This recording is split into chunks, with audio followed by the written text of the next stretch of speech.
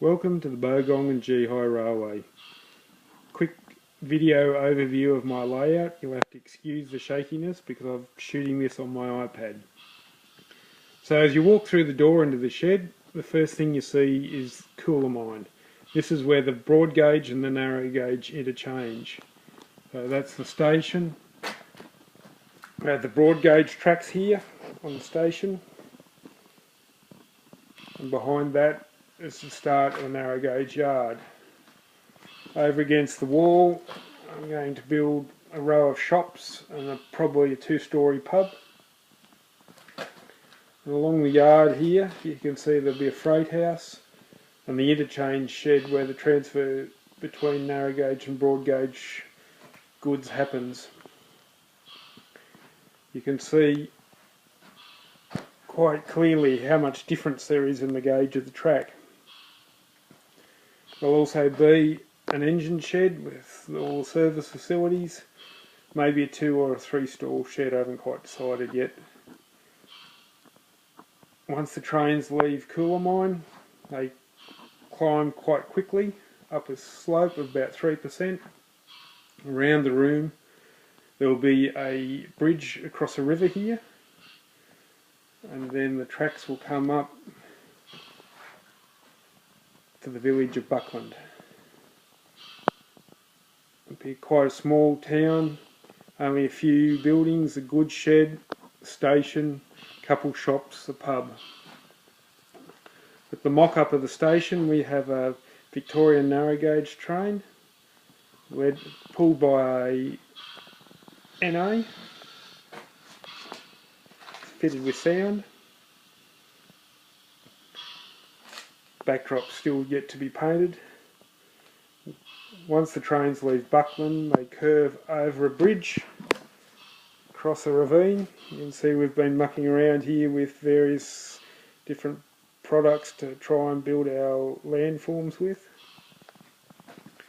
Through a cutting, and as you come around the cutting, the vista is as if you were looking on a hill, over a farmyard, down through the siding and to the hills beyond.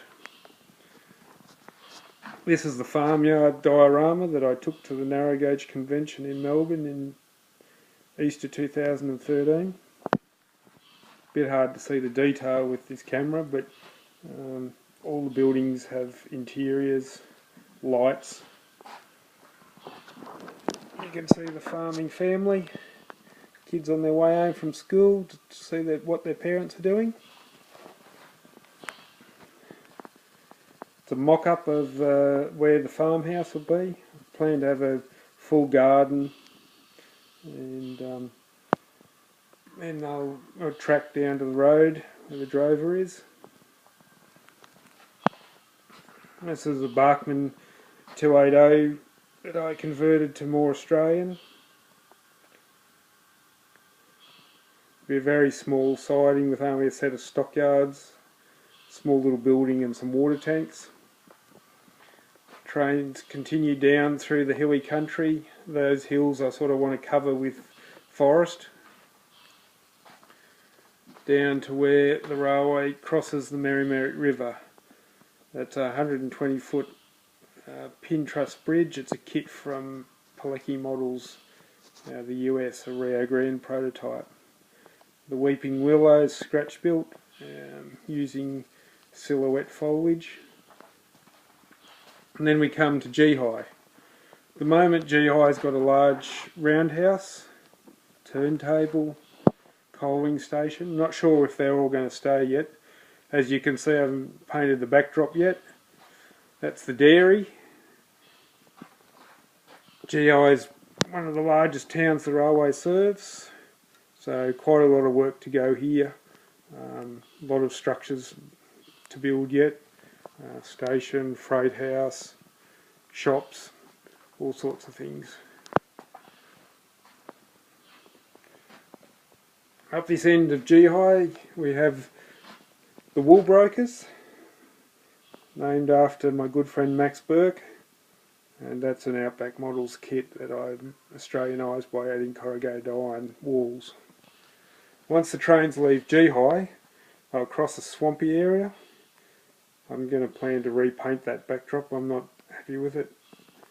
Into the modules I built for the Australian Narrow Gauge Convention when it was held in Albury in 2006. That gives you a bit of an idea of what my forests are going to look like. There's a little village of Gidgenbung, named after the little village where my grandfather was born. My great grandfather had a farm there. It's the station buildings, the pub in the background, the general store and the garage. The water tank is a model based on the water tank at Gembrook on the Victorian Narrow Gauge.